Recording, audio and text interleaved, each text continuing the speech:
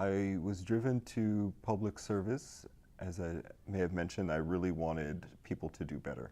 That is my dream for myself. That is my dream for my community and also my dream for this country. My parents were involved in civil rights. They were wanted by law enforcement for a majority of my life, but also they didn't really engage with society in the same way that other people did, and they didn't believe that the school system was necessarily reflecting their values, so they chose not to send me to school for those reasons.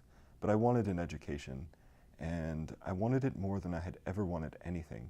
And I knew that about the age of 8, when my mother would send me letters when she was in prison, and I had trouble reading them because I had never been to school and I wasn't homeschooled, and I couldn't write her back. I just didn't have I didn't have the skills to write her back because I didn't know how to write, but also I didn't have the emotional, I don't believe I had the emotional capacity to do that.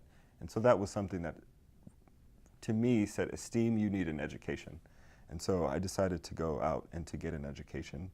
At about the age of 21, I moved out and attended community college and a Berkeley adult school and received my GED at 23.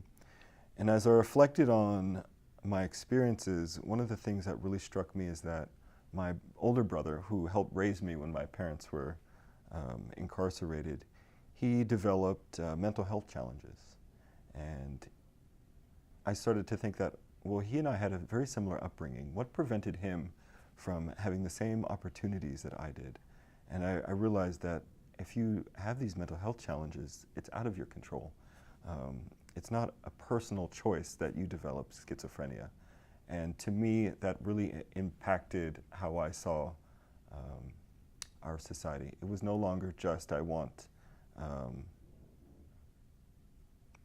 to reform the criminal justice system in a way that is more democratic for someone who's had an education, say, like myself. I wanted it to be something where all people could come to the table regardless of their abilities.